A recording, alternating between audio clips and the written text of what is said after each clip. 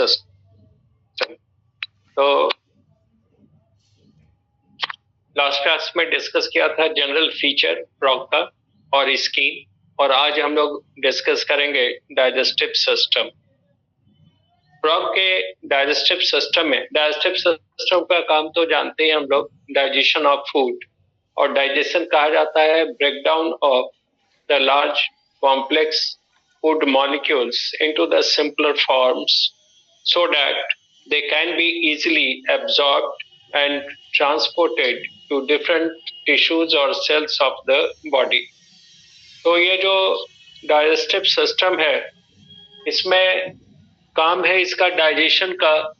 तो डाइजेशन में जो सबसे इम्पोर्टेंट पार्ट है वो है डाइजेस्टिव सिस्टम। डाइजेस्टिव सिस्टम में एलिमेंट्री कैनाल और एलिमेंट्री कैनाल से एसोसिएटेड डाइजेस्टिव ग्लैंड्स। अब एलिमेंट्री कैनाल को अगर देखें फ्रॉग में, तो इसमें दो मेजर पार्ट है। एक तो बकोफैरिंक्स और उसके बाद पीछे ओएसोफेगस से लेकर लार्ज इंटेस्टाइन तक। बकोफैरिंक्स, हम लोगों में बकल कैविटी और फेरिंग्स ये अलग अलग होता है due to the presence of the hard और बोनी पैलेट। जहां तक हार्ड या बोनी पैलेट है, that part is buccal cavity, और जहां सॉफ्ट पैलेट है, that part is the pharynx.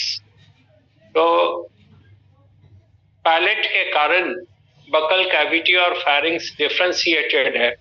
जहां तक हार्ड या बोनी पैलेट होता है उस पार्ट को हम लोग कहते हैं बकल कैविटी, और जहां पे सॉफ्ट या मस्कुलर पैलेट है, that part is called pharynx. अब हम लोग डाइजेस्टिव सिस्टम में तो नहीं पढ़ना था, लेकिन रेस्पिरेटरी सिस्टम में हम लोगों ने डिस्कस किया था कि फेरिंग्स में भी दो पार्ट होता है। एक तो मस्कुलर या सॉफ्ट पैलेट के ऊपर का हिस्सा, दैट इज नेसोफैरिंग्स, और उसके नीचे का हिस्सा इट इज ओरोफैरिंग्स। एनीवे, तो यहाँ पे सबसे इंपॉर्टेंट चीज है कि फ्रॉग में पैलेट इज एब्सेंट। फ्रॉग में पैलेट होता ही नहीं है, तो इसलिए बकल कैविटी और फेरिंग्स रिमेन अनडिफरेंशिएटेड। ये बड़ा मुश्किल है यहाँ पे कहना कि कहाँ तक बकल कैविटी है और कहाँ से फेरिंग्स स्टार्ट होता है। Buccal cavity and pharynx both are undifferentiated due to the absence of the palate.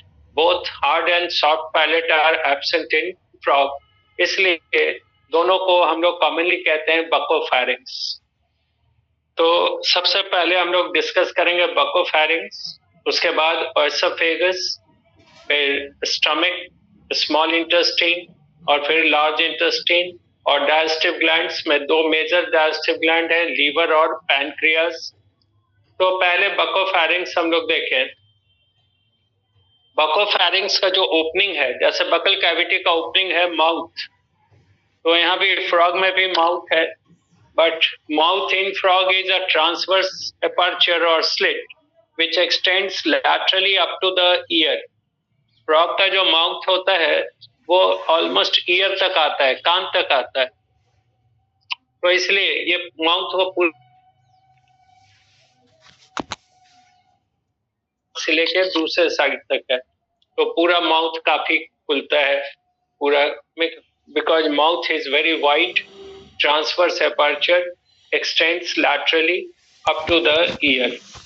और माउथ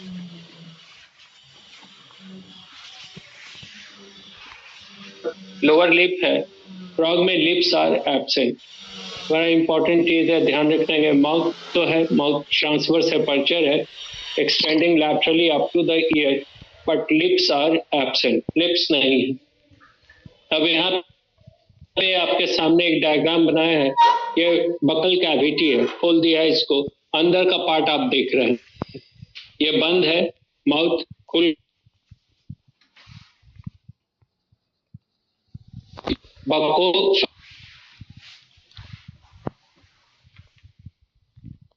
तो अब ये देखिए, buccopharynx is guarded by the jaws, upper and lower jaw, upper jaw में दो बोन होते हैं, मैक्सिला और प्री मैक्सिला। यहाँ से जो नीचे वाला बोन होता है ये मैक्सिला है, और ऊपर छोटा सा बोन होता है प्री मैक्सिला। तो ये मैक्सिला और प्री मैक्सिला ये अपर जॉ का निर्माण करता है। And lower jaw is made up of mandible. Lower jaw का बोन कहलाता है मैंडिबल। This is mandible. और यह है मैक्सिला। मैक्सिला के आगे होता है प्री मैक्सिला। अब अपर जॉ में टीथ होते हैं, फ्रॉग के लोअर जॉ में टीथ नहीं होता है। हम लोगों में तो अपर और लोअर जॉ दोनों में टीथ है। फ्रॉग में teeth are present only in the upper jaw. अब ये टीथ अगर मैक्सिला बोन के ऊपर है, ये बोन मैक्सिला यहाँ पे है, तो इसको मैक्सिलरी टीथ कहेंगे। और अगर प्री मैक्सिला में है तो इसको प्री मैक्सिलरी टीथ। यानी टीथ का जो नॉमेनक्लेचर है, it is on the basis of the position. If the teeth are present, if the teeth are present over the maxilla, maxilla is the bone of the upper jaw. Upper jaw में हम लोगों का bone भी maxilla ही होता है, और सामने होता है प्री मैक्सिला। तो अगर मैक्सिला के ऊपर है दांत तो उसको मैक्सिलरी टीथ कहते हैं, और अगर प्री मैक्सिला के ऊपर है तो it is called premaxillary teeth. तो teeth are present only in upper jaw, lower jaw में कोई दांत नहीं होता है। और एक इम्पॉर्टेंट चीज है कि टीथ का काम यहाँ फूड को काटना या चबाना नहीं होता है। The teeth in frog are not responsible for cutting or masticating the food. They only prevent the prey from escaping out of the buccopharynx. Frog जैसे कोई इंसेक्ट है या किसी भी प्रे को, शिकार को पकड़ लिया, तो वो शिकार उसके बक्कोफेरिंक्स से बाहर नहीं निकले, इसको रोकने में मदद करता है ये टीथ। टीथ का काम काटना या चबाना नहीं है। तो अब यहाँ पे एक डायग्राम है, देखिएगा, ये टीथ है।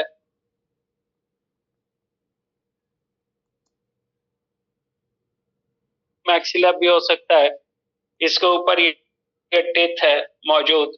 Teeth is made up of dentine. ये मेसोडर्मल स्ट्रक्चर है dentine. Dentine is mesodermal in origin. और डेंटाइन के ऊपर ये जो ग्रीन कलर का ऊपर स्ट्रक्चर बना दिया, इट इज एनामेल। और डेंटाइन से घिरा हुआ ये स्पेस है बकल, ये पल्प कैविटी। पल्प होता है टिश्यू, तो ये पल्प कैविटी है, और पल्प कैविटी का ये ओपनिंग है। This is the opening of pulp cavity. अब टीथ, हम लोगों में टीथ है thecodont. Thecodont because teeth are present with in the socket और alveolus of the jaw bone. हम लोगों के जबड़े के बोन के अंदर कैविटी है जिसके अंदर टीथ मौजूद है, and the part of the teeth present with in the socket और एल्वियोलस इज कॉल्ड रूट। हम लोगों के दांत का वो हिस्सा जो जबड़े के अंदर मौजूद है उसको रूट कहते हैं, और उसी में ओपनिंग होता है पल्प कैविटी का। टीथ के अंदर टीथ जो बना होता है वो हम लोगों में भी डेंटाइन का ही बना है, यानी डेंटाइन मेसोडर्मल ओरिजिन है। लेकिन इसका जो आउटर पार्ट है, it is covered by this enamel, and enamel is epidermal in origin.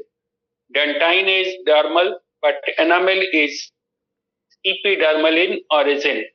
तो टीथ हम लोगों में है थिकोडोंट, यानी सॉकेट के अंदर होता है। देन हेट्रोडोंट, यानी अलग अलग तरह का टीथ है हम लोगों में। सामने इंसीजर है, फिर कैनाइन है, प्री मोलर्स हैं और मोलर्स हैं। और टीथ हम लोगों में मोनोफायोडोंट या डाइफायोडोंट है, यानी टीथ अगर एक बार जो टीथ ग्रो कर गया वो फिर दोबारा रिप्लेस नहीं हो, अगर टूट गया तो दोबारा जन्म नहीं लेगा, तो मोनोफायोडोंट कहेंगे। और अगर मिल्क टीथ, बच्चे का दांत है, वो टूट गया, उसकी जगह पे फिर एडल्ट का टीथ आ गया, means if the teeth are replaced once in the life time, the condition is called diphyodont. तो monophyodont, the teeth are never replaced in the lifetime, or diphyodont, teeth are replaced once in the lifetime. So in human, the teeth are thicodont, then heterodont, अलग अलग तरह का है, मोनोफायोडोंट और डाइफायोडॉन्ट, और साथ ही साथ हम लोगों का टिथ भी बना है डेंटाइन का। Major part of the teeth is dentine which is dermal in origin. लेकिन उसके बाहर जो व्हाइट पोर्शन हम लोग दांत का देखते हैं, इट इज एनामेल, ये एनामेल है। तो आउटर जो व्हाइट पोर्शन देखते हैं, इट इज एनामेल।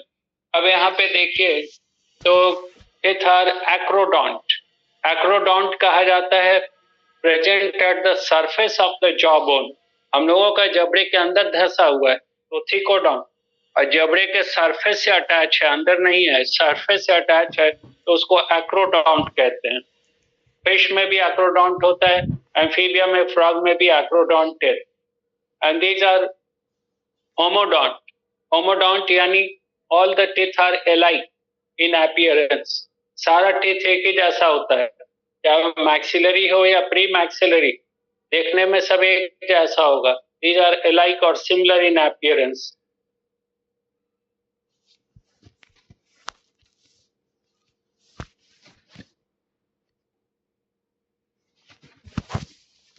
तो यहाँ पे हम लोग ये देख रहे हैं, ये अपर जॉ है, मैक्सिला, ये मैक्सिला है, ऊपर वाला हिस्सा कहलाता है प्री मैक्सिला। मैक्सिला और प्री मैक्सिला दोनों के ऊपर टिथ है। अगर ये टिथ मैक्सिला के ऊपर है तो मैक्सिलरी टिथ कहेंगे, अगर ये प्री मैक्सिला के ऊपर है तो premaxillary teeth. Teeth are acrodont,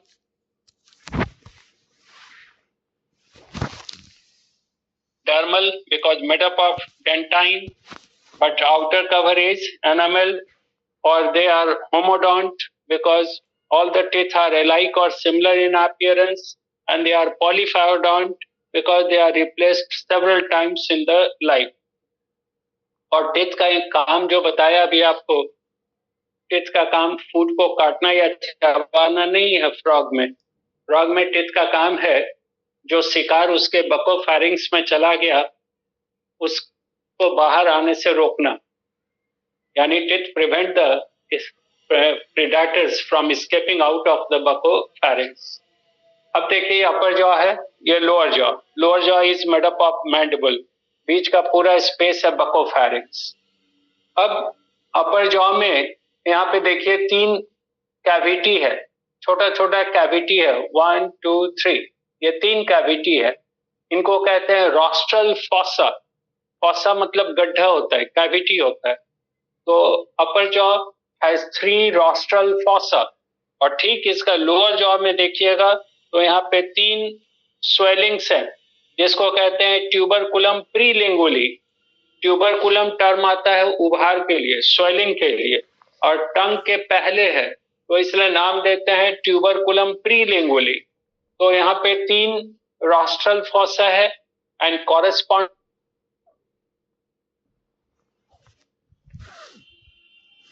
present in the lower jaw. Upper jaw में 3 रॉस्ट्रल फॉसा और लोअर जॉ में 3 ट्यूबरकुलम प्रीलिंगुली। प्रीलिंगुली ये टंग है, this is the tongue, lingual इसके आगे है, इसलिए नाम है प्रीलिंगुली, और ट्यूबरकुलम होता है स्वेलिंग के लिए, उभार के लिए। तो यहाँ पे अपर जॉ में 3 कैविटी है जिसको रॉस्ट्रल फॉसा कहते हैं, लोअर जॉ में 3 उभार है। जब ये माउथ को क्लोज करेगा, फ्रॉग जब माउथ को क्लोज करेगा तो ये जो 3 ट्यूबरकुलम प्रीलिंगुली है, they will fit into the 3 कॉन्कैविटीज और फॉसा। यानी जब ये माउथ को बंद करेगा तो ये प्रीलिंगुली जाके फिट हो जाएगा 3 फॉसा में, और तब इसका माउथ दाएं बाएं नहीं खिसकेगा, ये फिक्स्ड हो जाएगा।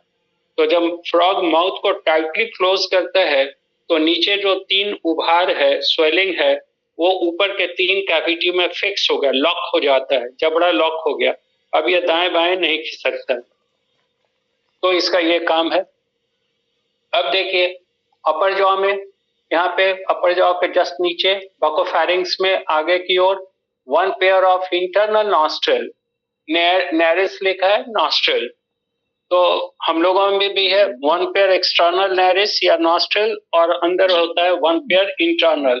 तो एक्सटर्नल तो होगा बाहर सरफेस पे, और इंटरनल यहाँ पे आप देख रहे हैं बकोफेरिंग्स के अंदर है आगे की ओर। Just below the internal iris there are 1 pair of vomerine teeth। ये ये यहाँ पे एक जोड़ा वोमेराइन टिथ है, and vomerine teeth are also the same as maxillary and premaxillary teeth. Vomerine teeth नाम इसलिए दिया है because these teeth are present over the bone which is called vomer. Vomer bone is the skull bone. Vomer bone जो होता है, vomer VOMER, vomer, ये skull bone है। हम लोगों के स्कल का, खोपड़ी का बोन होता है। अब उसी वोमर बोन से कनेक्टेड है ये टिथ, इसलिए इसका नाम दिया वोमेराइन मैक्सिलरी टिथ। प्री मैक्सिला के ऊपर तो प्री मैक्सिलरी, और वोमर बोन से अटैच है तो वोमेराइन टिथ।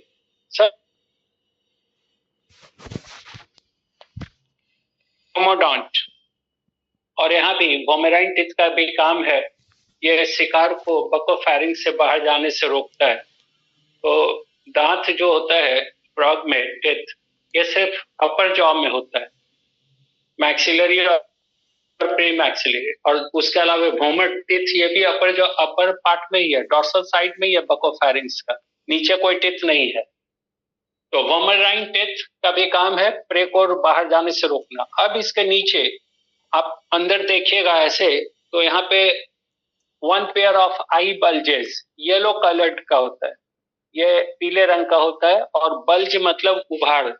ये अंदर से देखिएगा बकोफेरिंक्स पे, तो यहाँ ये स्वेलिंग दिखेगा, बड़ा बड़ा स्वेलिंग दिखता है, पीले रंग का होता है।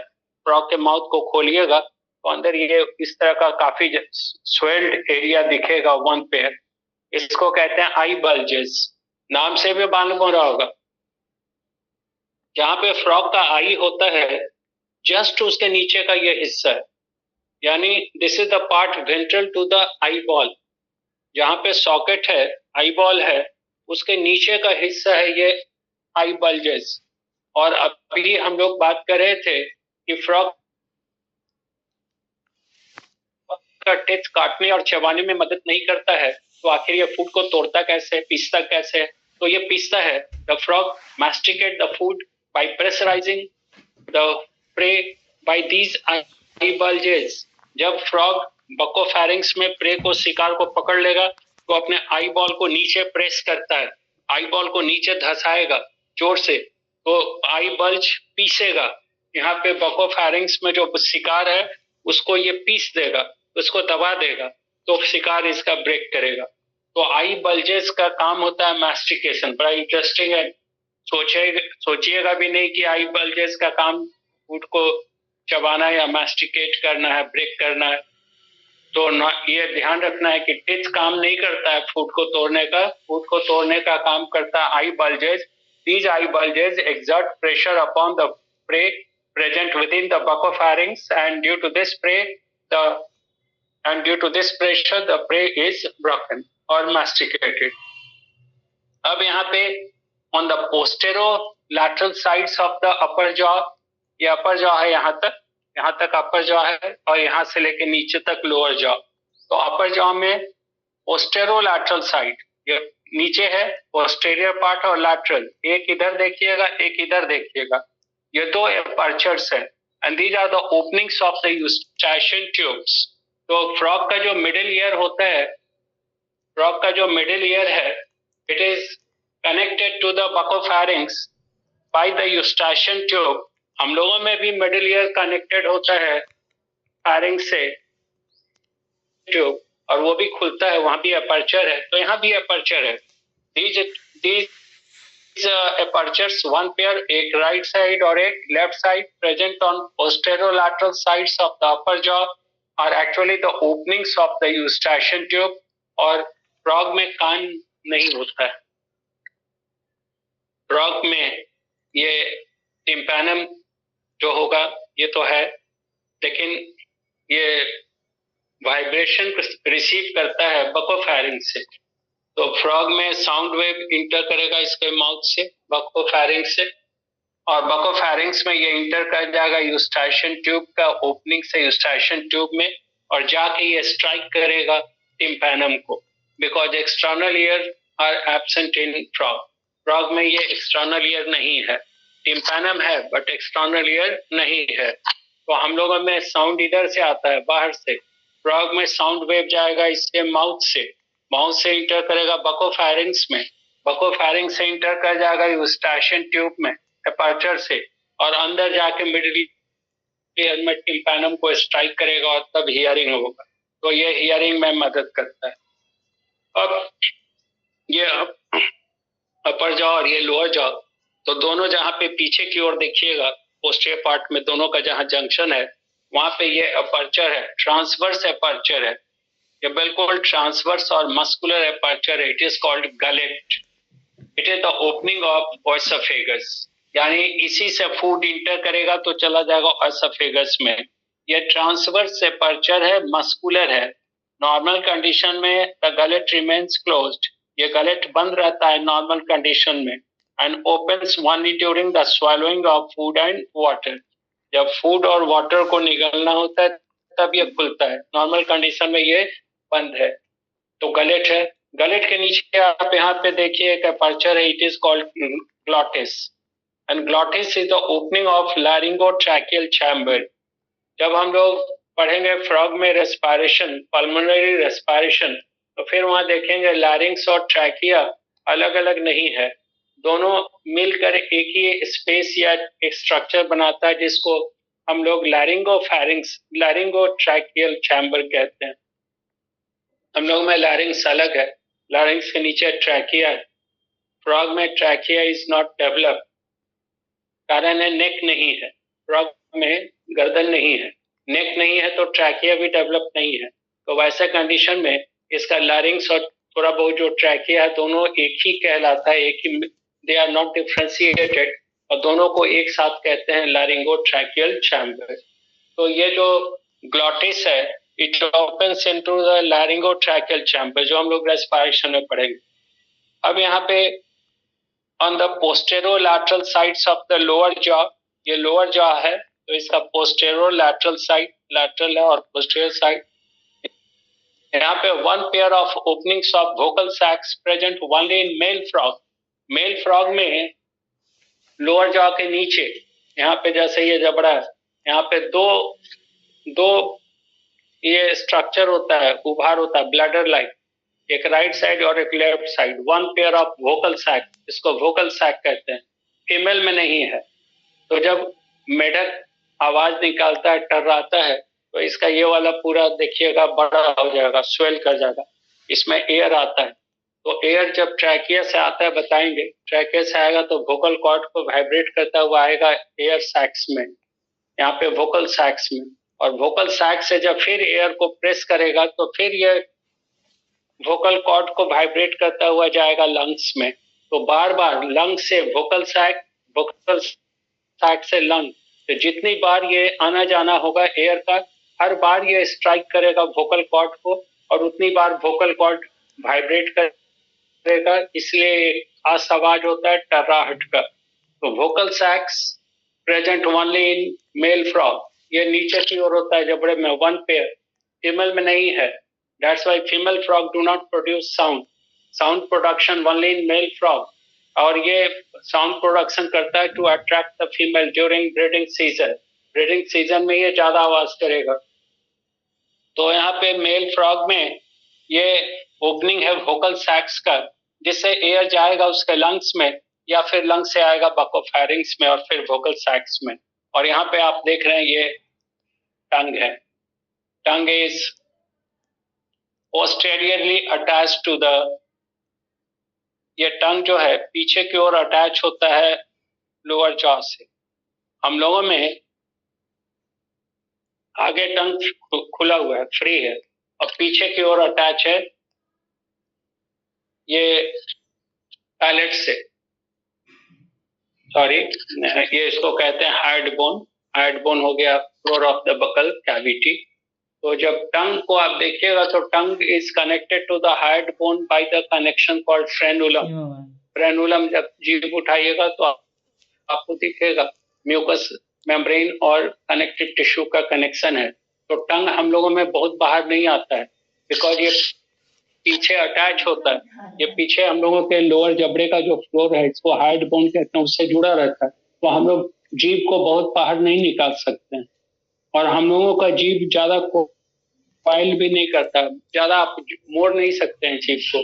फ्रॉग में उल्टा है, फ्रॉग में टंग आगे अटैच है, आगे वाला हिस्सा अटैच है यहाँ से लोअर जॉ से, और पीछे की ओर फ्री है। तो जब ये माउथ खोलेगा तो टंग को उलट कर बाहर निकलता है, यानी पीछे वाला हिस्सा जो फ्री है वो बाहर आ जाता है और आगे वाला हिस्सा अटैच है। हम लोगों में पीछे अटैच है, आगे फ्री है। तो टंग इज इवर्सिबल। इवर्सिबल कहने का मतलब उलट कर बाहर आता है। It is muscular and it is slightly bifid. आप देखिएगा तो ये थोड़ा सा दो भाग में बटा हुआ नजर आता है, इसको बाइफिट टंग कहते हैं। तो tongue is muscular, it is eversible, highly protrusible. Protrusible कहने का मतलब है कि बहुत बाहर की ओर निकलता है। And it is also coiling type, जिसको प्रीहेंसाइल कहते हैं। तो फ्रॉग जब जमीन पे रहता है तो टंग को बाहर निकालता है, आगे तो अटैच है, पीछे फ्री है, उलट के बाहर निकालेगा। और टंग इसका क्वाइलिंग कर सकता है, प्रीहेंसाइल यानी विच कैन बी क्वाइल्ड। तो बहुत बाहर निकल जाता है प्रोट्रूजिबल, और प्रीहेंसाइल है तो जीभ को बाहर निकालेगा और इंसेक्ट वगैरह को पकड़ेगा और पकड़ के फिर अंदर खींच लेगा। तो अपने जीभ से ही ये ज्यादा शिकार करता है। तो टंग इज रिवर्सिबल, उलट के बाहर आता है। प्रोट्रूजिबल, मस्कुलर है, मसल्स का बना है, ट्रू टंग है। आग और थोड़ा सा बाइफिट है, थोड़ा दो भाग में बटा हुआ है। और फेरिंग्स का स्ट्रक्चर आप देखिए फिर से, यहां तक ये अपर जॉ है और यहां से ये लोअर जॉ। अपर जॉ का बोन है मैक्सिलर, आगे का बोन है प्री मैक्सिलर। मैक्सिलर और प्री मैक्सिलर सब पे एक ही जैसा टिथ होता है। टिथ है यहाँ पे एक्रोडोंट यानी सॉकेट या जबड़े के बोन से अटैच है, अंदर नहीं है। अंदर होता तो थिकोडोंट होता है, जैसे हम लोगों में एक्रोडोंट। और बना हुआ है डेंटाइन का, हम लोगों में डेंटाइन का बना है। ये डर्मल है और it is covered by this enamel, enamel is epidermal. इसके अंदर ये कैविटी है, इसको पल्प कैविटी कहते हैं। पल्प यानी टिश्यू, इसी में नर्व है, ब्लड कैपिलरी है। और ये ओपनिंग, तो इसका ओपनिंग ऑफ पल्प कैविटी देखिएगा जबड़े के बाहर है। हम लोगों का पल्प कैविटी का जो ओपनिंग है वो जबड़े के अंदर है, सॉकेट के अंदर है। टिथ का काम यहाँ पे काटना या चबाना नहीं है, टिथ का काम है शिकार को बक्कोफेरिंक्स से बाहर जाने से रोकना। अब अपर जॉ में यहाँ पे 3 एपर्चर है, 3 फोसा का ये कैविटी है जिसको रॉस्टल फोसा कहते हैं। और ठीक इसका अपोजिट लोअर जॉ में यहाँ पे 3 स्वेलिंग है जिसको ट्यूबरकुलम प्रीलिंगुली कहते हैं। जब ये माउथ को क्लोज करेगा तो ये 3 ट्यूबरकुलम प्रीलिंगुली जाकर फिट हो जाएगा 3 रॉस्टल फोसा में। माउथ टाइटली क्लोज हो जाएगा, ये खिसकेगा नहीं। अब इसके नीचे 1 पेयर इंटरनल नॉस्ट्रिल है जिससे एयर अंदर आएगा बकोफेरिंक्स में। ये पूरा स्पेस है बकोफेरिंक्स, तो जो एयर आएगा नॉस्ट्रिल से, नोज से ये चलाएगा इससे पर्चर के थ्रू। इसके नीचे 1 पेयर वोमेराइन टीथ है जिसके ऊपर यही टीथ है जो यहाँ पे हम लोग देख रहे हैं। Same teeth present over the vomer bone, इसलिए नाम है वोमेराइन बोन, वोमेराइन टीथ। इसका भी काम है शिकार को बाहर जाने से रोकना। देन उसके नीचे 1 pair of large yellow coloured I bulges, bulge यानी स्वेलिंग। ये जहाँ पे इसका आई बॉल होता है, सॉकेट ऑफ आई बॉल, उसके नीचे का हिस्सा है। तो जब ये फूड को पकड़ता है बकोफेरिंक्स में तो अपने आई को प्रेस करता है और उसके आई बल्जेस से इसका प्रे या शिकार टूट जाता है छोटे छोटे पार्ट में, तो मैस्टिकेशन में मदद करता है। यहाँ 1 pair of opening of Eustachian tube है जो मिडिल ईयर में खुलता है और इसी से साउंड वेव जाएगा मिडिल ईयर में और स्ट्राइक करेगा टिम्पैनम को, हियरिंग होगा। तो इसमें साउंड वेव जो आता है वो आता है एयर के साथ, हम लोग में बाहर से आ जाता है। External ear is absent in frog. फिर यहाँ पे पीछे की ओर जहां पर और लोअर जॉ का जंक्शन है, यहाँ पे ये गलेट है, ये ट्रांसवर्स एपर्चर है, मस्कुलर है। In normal condition, it is closed. It opens only during swallowing. जब फूड या वाटर निकलना होता है तब खुलता है। और इसके नीचे यहाँ पे आप ये एपर्चर देखिए, इट इज द ग्लॉटिस, और glottis is the opening of laryngotracheal chamber. Frog में लैरिंग्स और ट्रैकिया भी अनडिफरेंशिएटेड है, नेक नहीं है तो ट्रैकिया भी छोटा है, अनडिफरेंशिएटेड है। उसी में वोकल कॉर्ड्स होता है जो उससे साउंड प्रोडक्शन होता है। ये ओपर्चर है, मेल फ्रॉग में ही होगा, फीमेल में ये नहीं होगा। Opening of vocal sac, one pair vocal sacs होता है लोअर जॉ के नीचे फ्रॉग में। इसी में जब लंग से एयर प्रेस करेगा तो वोकल कॉर्ड को टकराते हुए, स्ट्राइक करते हुए चला आएगा इस वोकल सैक्स में, और फिर वोकल सैक्स से रिलीज करेगा तो फिर लौटते समय फिर एयर स्ट्राइक करेगा वोकल कॉर्ड को, चला जाएगा लंग्स में, फिर लंग्स से निकलेगा तो फिर स्ट्राइक करता हुआ आ जाएगा वोकल सैक में। तो air shuttles in between the lungs and the vocal sacs, तो जितनी बार आता जाता है हर बार स्ट्राइक करता है, इसलिए इस तरह का साउंड सुनाई पड़ता है, टर्राहट या क्रोकिंग साउंड जो होता है फ्रॉग का। It is performed only by male, absent in vocal sacs, and this apertures are absent in females. अब यहाँ पे देखिए ये टंग है, tongue is single, it is posteriorly slightly bifid, it is muscular, anteriorly attached to the lower bone of the lower jaw, that is mandible से anteriorly attached है, and it is reversible, बाहर आता है, protrusible, बहुत दूर तक बाहर निकाल सकता है, खींच सकता है, and it is prehensile, coiling type का होता है, इसी से शिकार को पकड़ता है। तो ये हम लोगों ने देखा बकोफेरिंग्स। अब इसके बाद हम लोग ऑसोफेगस से लेकर इंटेस्टाइन तक।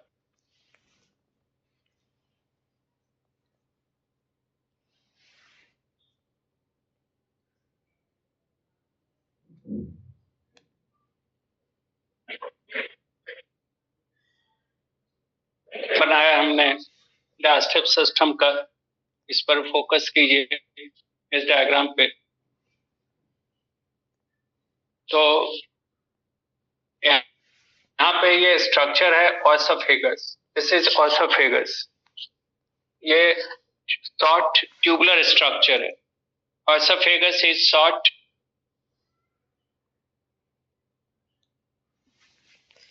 फेगस, शॉर्ट ट्यूबुलर स्ट्रक्चर। अब मामला है कि ऑसोफेगस शॉर्ट क्यों है, छोटा क्यों? फिर आंसर है कि ऑसोफेगस तो पास करता है फूड पाइप जिसको कहते हैं, तो ये तो पास करता है नेक से, और फ्रॉग में नेक है नहीं, तो इसलिए oesophagus is very short. Question किसी तरह से भी पूछ सकता है। तो ऑसोफेगस ये देख रहे हैं डॉटेड लाइन से,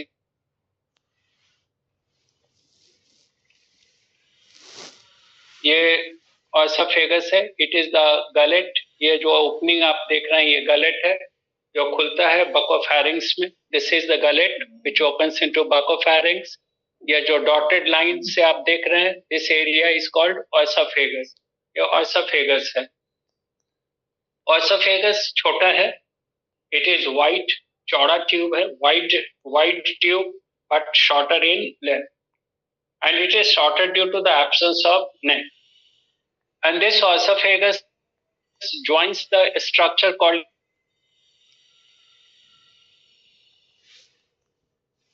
ये स्टोमिक है, और जहां पे esophagus स्टोमिक से मिलता है that junction is called cardia. ये जो हम जहां पे पेन रख रहे हैं, this structure is cardia. Junction between the esophagus and stomach is called cardia, and it is guarded by cardiac sphincter. आप जानते हैं स्फिंक्टर कहा जाता है circular muscle surrounding and aperture. किसी भी एपर्चर को सर्कुलर मसल जो उसको सराउंड करता है, that structure is called sphincter. जब स्फिंक्टर क्लोज होगा, जब कॉन्ट्रैक्ट करेगा सर्कुलर मसल, तो स्फिंक्टर विल बी क्लोज्ड। तो ये जो कार्डिया है, दिस इज द ऑसोफेगस, ये ऑसोफेगस है, और ये स्टोमिक है। Junction between the oesophagus and stomach is called cardia, and this cardia is guarded by the cardiac sphincter. Cardiac sphincter are actually the circular muscles surrounding this aperture. When these circular muscles contract, the aperture is closed. Esophagus से food आएगा, तो esophagus जो आप देख रहे हैं, this one, इसका सबसे बाहर का लेयर होता है serosa, outer most layer is serosa. इसमें मसल लेयर में दोनों तरह के मसल हैं, स्ट्राइप्ड एंड अनस्ट्राइप्ड, और म्यूकोसा थोड़ा सा थीन है, लेस वैस्कुलराइज्ड है। Mucosa is made up of sub mucosa is thin and less vascularised. Mucosa is made up of simple columnar epithelium. तो ऑसोफेगस के वॉल के अंदर ये फोल्ड्स हैं, लॉन्गिट्यूडनल फोल्ड्स हैं, विच आर कॉल्ड रूगी. जब फूड पास करेगा तो ये फोल्ड डिस्टेंड करेगा, फैल जाएगा, इसका वॉल फैल जाएगा. जब फूड पास करके चला जाएगा तो ये फिर सिकुड़ जाएगा. तो इसमें फैलने और सिकुड़ने की क्षमता है, बिकॉज इसमें लॉन्गिट्यूडनल फोल्ड्स हैं. तो जब फूड पास करेगा तो इसकी चौड़ाई बढ़ जाएगी, डायमीटर बढ़ जाएगा. जब पास कर जाएगा तो फिर ये छोटा हो जाएगा. इसके वॉल में म्यूकस ग्लैंड सेल्स हैं. ऑसोफेगस के वॉल के अंदर म्यूकस ग्लैंड सेल हैं. तो फूड जब पास करता है तो फूड को पैसेज को स्लिपरी बना देगा, चिकना बना देता है. इसके अंदर म्यूकस ग्लैंड सेल है जो इसके वॉल को चिकना बना देगा, जिससे फूड आसानी से पास करे. जब फूड पहुंचेगा इस कार्डियक के पास तो कार्डियक स्फिंक्टर खुलेगा और food will inter into the stomach. Food चलाएगा इस स्टमक में. अब इंपॉर्टेंट चीज ये देखिए कि यहाँ पे ग्रीन कलर का स्ट्रक्चर बना है, इट इज लीवर. ये लीवर है and liver is present ventral.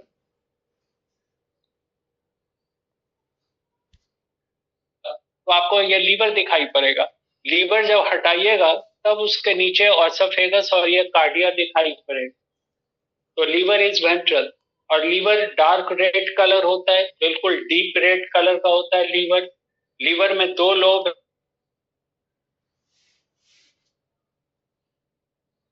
बताते कि राइट लोब हम लोगों में बड़ा होता है, 3 डिवीजन होता है.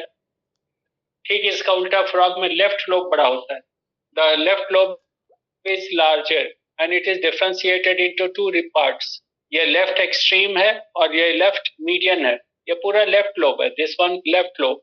तो लेफ्ट एक्सट्रीम और लेफ्ट मीडियन, और ये है राइट लोब. तो left lobe is larger and right lobe is shorter. Left lobe is further differentiated into 2 lobes, left extreme and left median. अब उसका आगे देखेंगे हम लोग स्ट्रक्चर. अब देखिए ये स्टोमिक. स्टोमिक की लंबाई है 5 से 7 centimetre. Stomach is 5 to 7 centimetre in length. It is J shaped. J shaped कहने का मतलब है कि इस तरह का, इंग्लिश के लेटर जे के जैसा. आप देखिए it is J shaped, English letter J के जैसा, J shaped. Anteriorly it is broader. आगे की ओर ये चौड़ा है. This part is called cardiac region. और पीछे की ओर ये पतला है. This part is called pyloric region. तो हम लोगों में स्टोमिक में तो जो डिवीजन है वो तो अलग होता है, कार्डियक है, फिर फंडस है, बॉडी है और फिर पाइलोरिक है. लेकिन फ्रॉग में 2 ही रीजन है, cardiac region and pyloric region. तो anterior dilated part is cardiac region and posterior narrower part is pyloric region. और फिर आप देखिएगा कि पाइलोरिक रीजन, ये जो पाइलोरिक रीजन है, it forms junction with the duodenum. ये है डियोडिनम, anterior part of the small intestine, and this junction is called pylorus. ये जो जंक्शन है इसको कहते हैं पाइलोरस. तो cardia it is the junction between the esophagus and stomach. Pylorus is the junction between the stomach and duodenum. So pyloric region of the stomach forms junction with the duodenum. This junction is pylorus and it is also guarded by pyloric sphincter. इसके भी चारों तरफ circular muscles हैं which are called pyloric sphincter. And these pyloric sphincters allow the passage or entrance of food from the stomach into the duodenum. The food enters into the duodenum drop by drop. बूंद बूंद करके ये inter करता है duodenum में. तो खैर ये कार्डिया और ये पाइलोरस. अब एक इम्पॉर्टेंट चीज है कि मान लीजिए कि ये बॉडी कैविटी है, ये बॉडी वॉल है. तो part of the stomach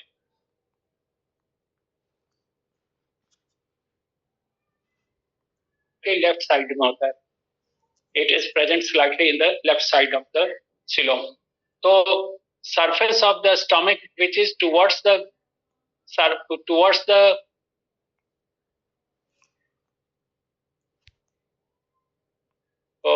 surface of the stomach towards the body wall is called greater curvature. इसको greater curvature कहते हैं. And the surface of the stomach towards the central axis of the body, जो body wall की ओर है वो हिस्सा कहलाता है ग्रेटर कर्वेचर, और जो सेंट्रल एक्सिस की ओर है यानी बीचों बीच बीच वाले हिस्से की तरफ है तो it is called lesser curvature. तो lesser curvature is the surface of the stomach facing the central axis of the body, whereas the greater curvature is the surface which is facing the outer part यानी towards the peripheral part or the body wall. अब stomach के सबसे बाहर का जो wall है 5 से 7 centimetre बता दिया. Outer surface is again serosa. Serosa के अंदर फिर है मसल लेयर. मसल लेयर के अंदर सब म्यूकोसा. सब mucosa is thin and vascularise. और फिर है mucosa. Mucosa is made up of simple columnar epithelium. अब इस स्टमक के वॉल के अंदर, ये जो इसका स्टमक है इसके वॉल के अंदर काफी ज्यादा संख्या में इस तरह का स्ट्रक्चर पाया जाता है जिसको गैस्ट्रिक ग्लैंड्स कहते हैं. गैस्ट्रिक टर्म भी आता है स्टमक के लिए. तो gastric glands are present in large number with in the wall of the stomach. Actually gastric gland का फॉर्मेशन होता है एपिथेलियम से. यह गैस्ट्रिक ग्लैंड है, ये एक ग्लैंड है, इस तरह का सैकड़ों की संख्या में होता है. ट्यूबुलर ग्लैंड है. हम लोग पहले भी टिश्यू में पढ़ चुके हैं कि gastric glands are simple tubular gland. तो ये सिंपल ट्यूबुलर ग्लैंड है and this is the lumen of the gland. ये ग्लैंड के अंदर का स्पेस है और ये खुलेगा कहाँ पे? स्टमक के ल्यूमेन में, यहाँ पे खुलेगा. ये वॉल में इस तरह का है, ट्यूबुलर ग्लैंड खुलता है यहाँ पे. 3 तरह के सेल्स हैं गैस्ट्रिक ग्लैंड में. 3 तरह का सेल है. एक तो mucus cell which release mucin. ये म्यूसिन रिलीज करेगा which dissolves in water to form mucus. दूसरा ऑक्जेंटिक सेल, ये रिलीज करता है HCl. और तीसरा है जाइमोसिन और peptic cell which releases the enzyme called propepsin और पेप्सिनोजेन. तो 3 तरह का cell, mucus cells release mucin, oxyntic cell release HCl and zymosin or peptic cell release propepsin, and these 3 together constitute the gastric juice. ये तीनों मिलकर कहलाता है gastric juice. तो ये जो propepsin है, it is the proteolytic enzyme, but it is in inactive form. एक बहुत इंपॉर्टेंट चीज है कि प्रोटीन डाइजेस्टिंग एंजाइम जितने भी हैं, यानी जो एंजाइम प्रोटीन को डाइजेस्ट करता है, they are never released in the active form. वो कभी भी एक्टिव फॉर्म में रिलीज नहीं होता है. अगर कोई proteolytic enzyme, protein digesting enzyme active form में रिलीज होगा तो उस एलिमेंट्री कैनाल के वॉल को ही डैमेज कर देगा. तो these proteolytic enzymes are actually inactive due to the presence of the inhibitory hexapeptide. इनसे अटैच होता है inhibitory hexapeptide and these inhibitory hexapeptides are removed by the hydrogen ion of HCl and converting the propepsin into active pepsin, and then pepsin hydrolyzes the proteins into peptones and proteoses. Partial digestion of proteins occurs within the stomach with the help of the gastric juice. Gastric juice में proteolytic enzyme है propepsin, इसके साथ inhibitory hexapeptide है. जैसे ही hydrogen ion HCl का इस inhibitory peptide को remove करेगा, it will become active. और जब एक्टिव होगा तो ये प्रोटीन को डाइजेस्ट कर देगा पेप्टोन्स और प्रोटियोसेस में. तो स्टमक का जो पहला काम होता है वो होता है storage of food. Primary function of stomach is always the storage of food. Secondary function is the partial digestion of protein that is performed by the proteolytic enzyme present in the gastric juice. एक important चीज ये है कि ये जो inhibitory peptide remove किया जाएगा, यानी प्रोपेप्सिन को एक्टिव पेप्सिन में कन्वर्ट करने के लिए बहुत जरूरी है acidic medium. Acidic medium is maintained by this HCl. अब अगर मीडियम अल्कलाइन हो जाएगा तो प्रोपेप्सिन विल बिकम इनएक्टिव. इसको एक्टिव होने के लिए medium should be acidic and that is provided with in the stomach. तो पार्शियल डाइजेशन हो गया स्टमक के अंदर. अब यहाँ से फूड इंटर करेगा इनटू द स्मॉल इंटेस्टाइन.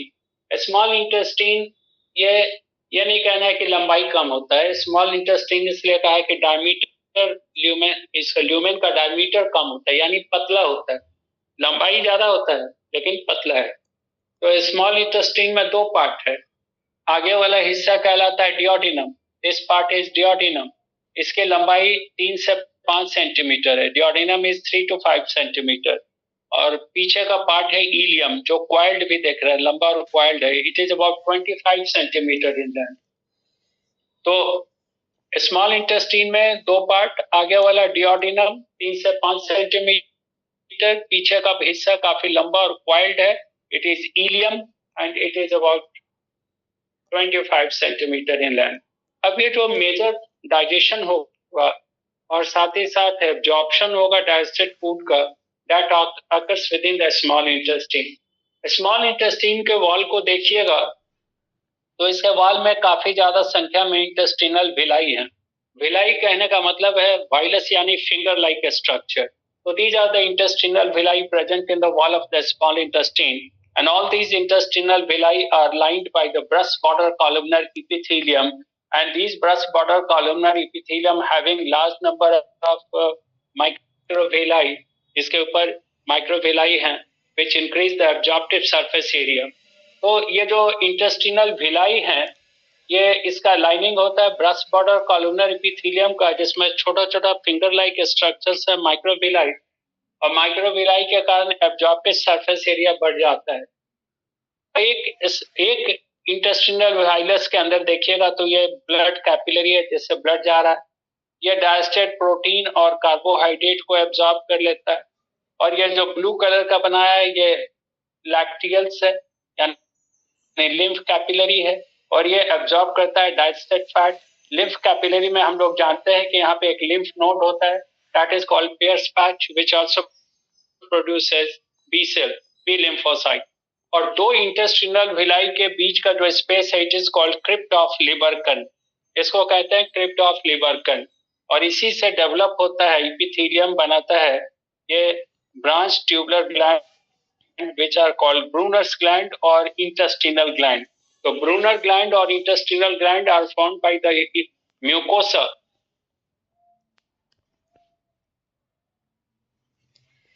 यानी सिंपल कॉलमनर एपिथेलियम। वही अंदर की ओर आता है डर्मिस में, ये डर्मिस हो गया, सॉरी ये म्यूकोसा है। म्यूकोसा के अंदर आके ये म्यूकोसा, ये सब म्यूकोसा। तो म्यूकोसा, ये जो एपिथेलियम है, यही अंदर आता है सब म्यूकोसा में, और काफी ज्यादा ब्रांच्ड ट्यूबुलर स्ट्रक्चर बनाता है, जिसको ब्रूनस ग्लैंड या इंटेस्टिनल ग्लैंड कहते हैं। और ब्रूनस ग्लैंड से रिलीज होता है intestinal juice, which is called succus इंटेरिकस। Intestinal juice का दूसरा नाम है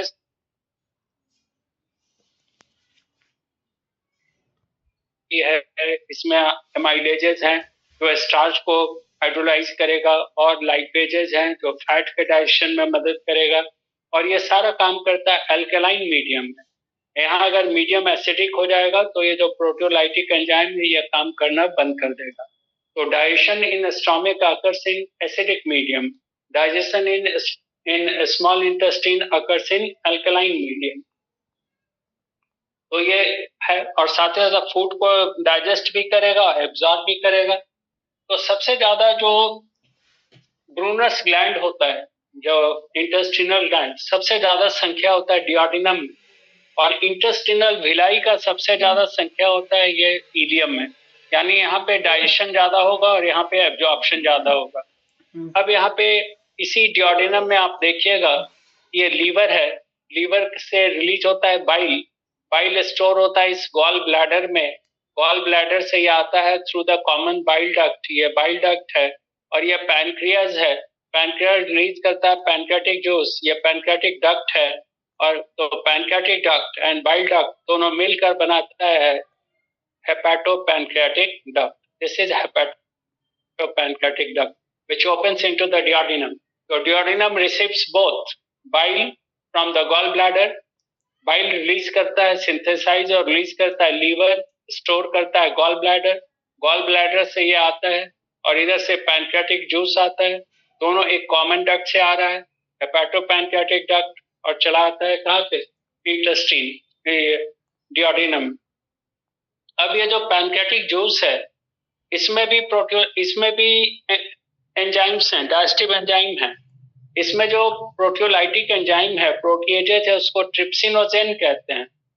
and it is also inactive, इसको एक्टिवेट किया जाता है और ये एक्टिव हो जाएगा तो बनाएगा ट्रिप्सिन। तो trypsin, amylase and lipase, all these three are also present in pancreatic juice. ये पैनक्रियाटिक जूस है जो रिलीज हो रहा है डियोडेनम में, और साथ ही साथ ब्रूनस ग्लैंड भी है, इंटेस्टिनल ग्लैंड, ये भी अपना इंटेस्टिनल जूस रिलीज करता है। तो pancreatic juice from pancreas, intestinal juice from Brunner's gland, both are released into this structure which is called small intestine, duodenum। और साथ ही साथ ये जो बाइल आता है, जब फूड यहाँ से आता है तो एसिडिक फूड होता है, तो यानी gastric juice mixed with the food is known as chyme. Chyme, CHYME, chyme, chyme होता है एसिडिक, तो ये एसिडिक है। और यहाँ पे डाइजेशन होता है स्मॉल इंटेस्टाइन में अल्कलाइन मीडियम। अगर ये एसिडिक रह गया तो यहाँ डाइजेशन नहीं होगा, तो इसके एसिडिटी को न्यूट्रलाइज करता है ये बाइल जो रिलीज हो रहा है। तो bile न्यूट्रलाइजेज the acidity of crime, और जब यहाँ पे फूड डाइजेस्ट होगा under the influence of the enzymes released from the pancreas and Brunner's gland, तो फिर इस फूड को हम लोग कहेंगे Kyle, CHYLE, Kyle. And Kyle is alkaline, Kyle alkaline होता है, और काइम जो होता है एसिडिक होता है। Chyle in small intestine, chyme in stomach. Chyme को एसिडिटी को न्यूट्रलाइज करता है bile which is released from the liver stored by the gall bladder। अब यहाँ पे ये लार्ज इंटेस्टाइन का जो पीछे वाला हिस्सा है it is cloaca. Last class में भी कह रहे थे कि क्लोएका एलिमेंट्री कैनाल का टर्मिनल पार्ट है जो रिसीव करेगा एक्सक्रीटरी डक्ट भी और साथ ही साथ रिप्रोडक्टिव डक्ट भी। तो ये common space cloaca and it opens outside through this aperture called cloacal aperture guarded by sphincter. ये भी गार्डेड होता है स्फिंक्टर। अब यहाँ पे लीवर जो हम लोग कह रहे थे कि डार्क रेड कलर होता है, दो लोब है, राइट और लेफ्ट। लेफ्ट लोब यहाँ पे बड़ा दिख रहा है, इसमें दो पार्ट है, left extreme and left median. तो चाहे वो राइट लेफ्ट लोब हो, लेफ्ट लोब हो, अगर उसका TS देखिएगा तो सेल्स आर हेक्सागोनल और पॉलीगोनल इन शेप। ये जो सेल्स हैं हेक्सागोनल है या पॉलीगोनल शेप का है, और इन्हीं सेल्स के अंदर सिंथेसिस होता है बाइल का, और बाइल ये रिलीज किया जाता है इनटू दीज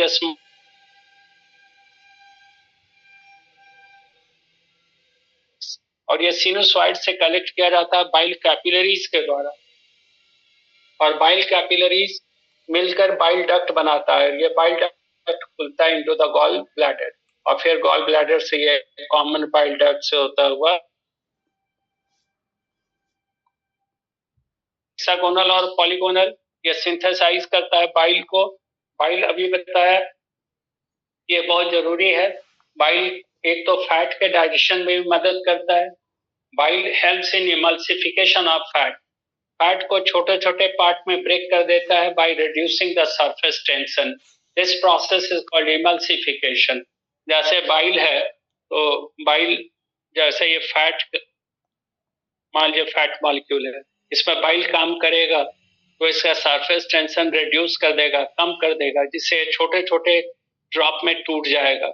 इस प्रोसेस को कहते हैं इमल्सिफिकेशन। तो इसका सरफेस एरिया बढ़ जाता है for the action of lipases. तो लाइपेजेस या लाइपेजेस जो है फैट डाइजेस्टिंग एंजाइम, इसको हाइड्रोलाइज कर देगा into the fatty acids and glycerol. तो बाइल का बहुत सारा काम है, फैट के डाइजेशन में मदद करेगा, फैट के एब्जॉर्प्शन में मदद करेगा, यहाँ पे एसिडिटी को न्यूट्रलाइज करेगा। तो bile is essential to the life, human में भी, फ्रॉग में भी।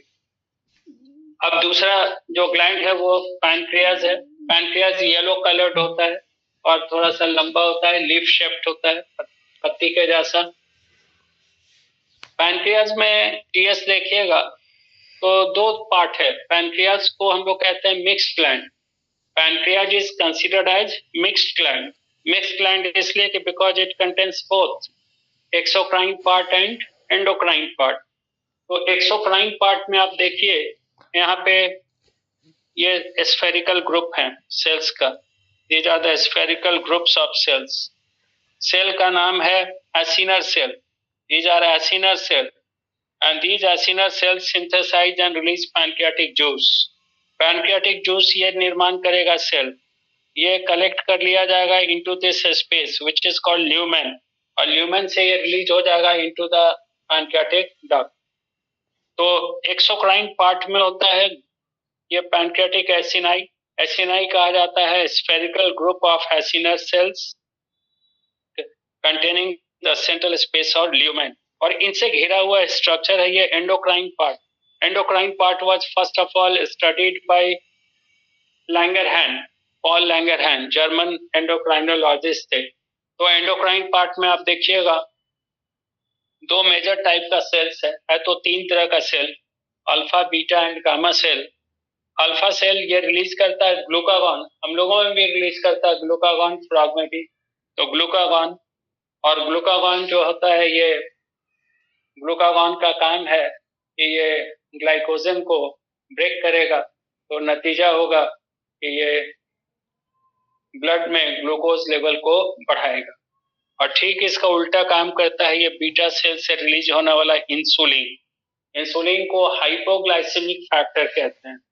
It converts the blood glucose into the glycogen, ये ब्लड ग्लूकोज को ग्लाइकोजन में कन्वर्ट कर देगा। It helps in the beta oxidation of the glucose, यानी ब्लड में ग्लूकोज को कम करने का काम होता है इंसुलिन का, जो रिलीज होता है बीटा सेल से, और ब्लड में ग्लूकोज लेवल बढ़ाने का काम होता है ग्लूकागॉन का, जो रिलीज होता है अल्फा सेल से।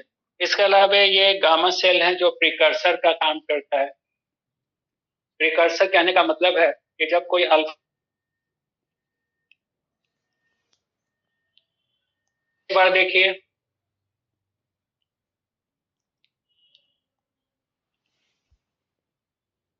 esophagus which opens into the buccopharynx through this aperture called gullet. Esophagus is a wide tube with shorter length, चौड़ा ट्यूब है, shorter length है। इसके वॉल में longitudinal folds हैं which help in the distension of the wall, और साथ ही साथ mucus gland sales हैं जो रिलीज करता है म्यूकस को, जिससे इसका वॉल चिकना रहता है, जिससे फूड इससे आसानी से पास कर सके। ओसोफेगस जहां स्टोमक से मिलता है उस जंक्शन को कहते हैं कार्डिया, और cardia is guarded by sphincter. Sphincter कहलाता है स्फेरिकल, ये सर्कुलर मसल्स, अगर कोई सर्कुलर मसल है, जैसे मान लीजिए कि कोई अपर्चर है, इसका चारों तरफ सर्कुलर मसल है, तो इसको स्फिंक्टर कहेंगे। जब ये कॉन्ट्रैक्ट करेगा तो अपर्चर का साइज छोटा हो जाएगा, जब रिलैक्स करेगा तो बड़ा हो जाएगा। तो जब ये यहाँ पे स्फिंक्टर खुलता है तो फूड इंटर कर जाता है स्टोमक में। अब स्टोमक को देखिएगा तो 5 से 7 सेंटीमीटर इसकी लंबाई है, ये जे शेप्ड है, इंग्लिश का जेल के जैसा, ऊपर चौड़ा है, पीछे पतला है। चौड़ा वाला हिस्सा ये कहलाता है कार्डियक रीजन, पतला वाला हिस्सा है पाइलोरिक रीजन, थोड़ा सा घुमा हुआ है, नीचे ट्विस्टेड है, जे शेप्ड इसलिए का। इसका वॉल में सबसे बाहर का लेयर है सिरोसा, फिर उसके बाद होता है मसल लेयर, और मसल लेयर के बाद फिर होता है सबम्यूकोसा जो काफी थिक और वैस्कुलराइज्ड है, और उसके बाद सबसे अंदर की ओर होता है mucosa which is simple columnar epithelium. अब यही म्यूकोसा काफी, ये म्यूकोसा है, ये दिस इज द म्यूकोसा, ये म्यूकोसा इनवाजिनेट करता है सब म्यूकोसा में, और काफी ज्यादा संख्या में इस तरह का ट्यूबुलर स्ट्रक्चर बनाता है, सिंपल ट्यूबुलर ग्लैंड बनाता है। इसमें 3 तरह के सेल्स हैं। म्यूकस सेल है जो म्यूसिन रिलीज करता है, ऑक्जेंटिक सेल है जो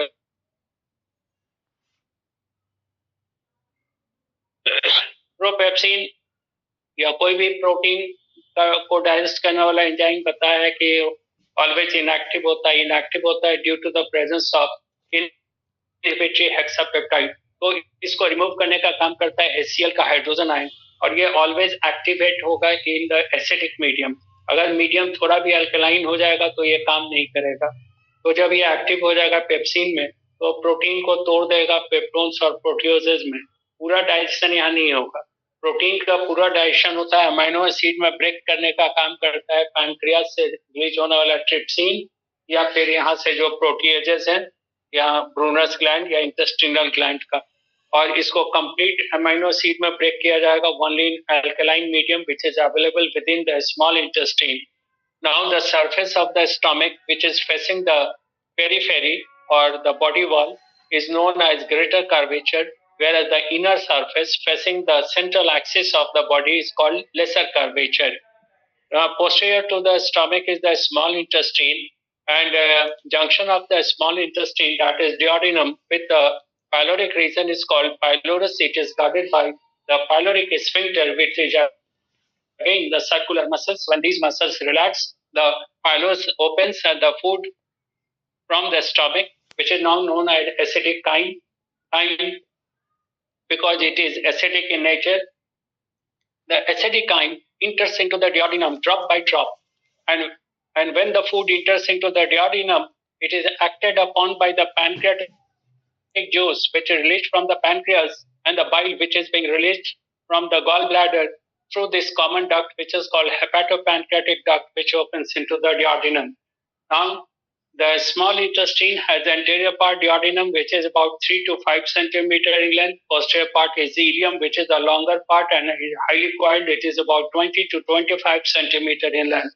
And the small wall of the small intestine has large number of these folds, longitudinal folds, which are called the intestinal villi. And each intestinal virus is lined by the brush border columnar epithelium.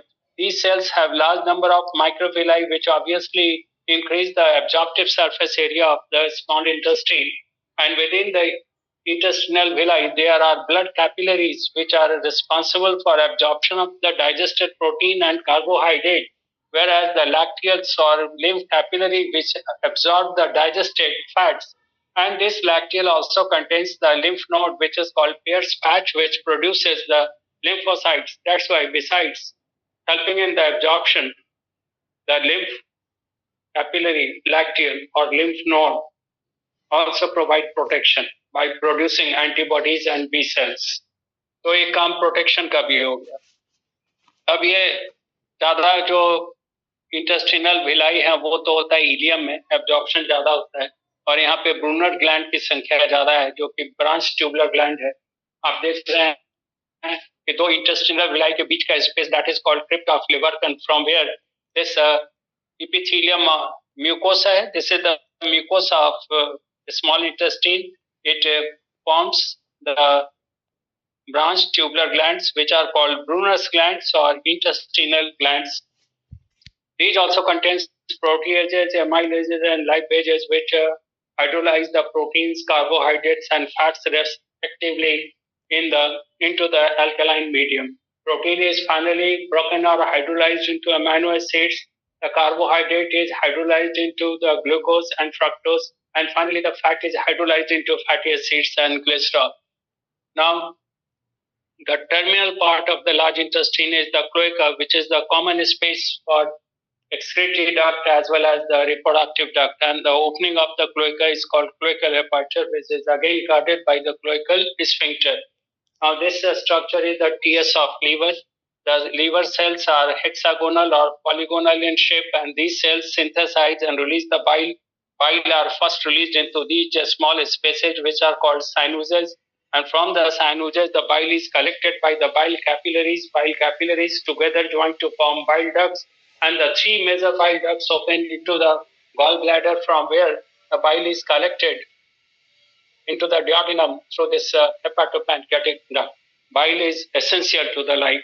It neutralizes the acidity within the small intestine, helping in the digestion of, helping in the action of the digestive enzymes of both pancreas and the intestinal glands. Otherwise, if the medium will remain acidic, these enzymes will become inactive. Therefore, it is very important. And secondly, it also helps in the digestion and absorption of the fats. Fat जो आप देख रहे हैं large molecules, their surface tension is reduced due to the action of the bile salts, which are the sodium glycocholate and sodium taurocolate present in the bile.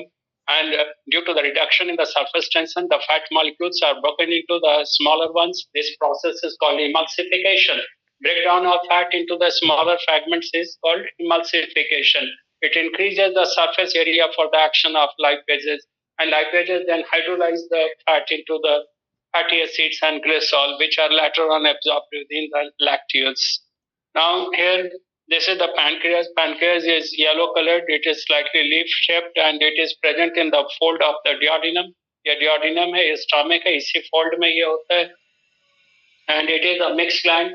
Means it contains both exocrine and endocrine part. The exocrine part contains the small spherical groups of the acinar cells, and these groups are called pancreatic acini.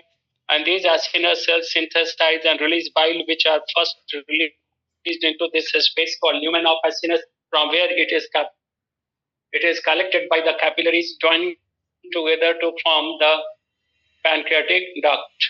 And then this is the endocrine part surrounded by the exocrine part. Endocrine part was first studied by Langerhans. That's why this is also called the islet of Langerhans. Island because it is surrounded by exocrine part. And these islet of Langerhans have three types of cells, alpha, beta, and gamma cell. Alpha cell release the hormone glucagon, which is responsible for increasing the blood glucose level.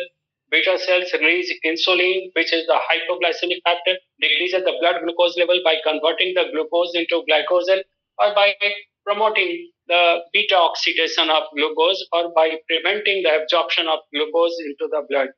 So these are the means, and finally the alpha cells, these are act as precursor of both alpha and beta cell.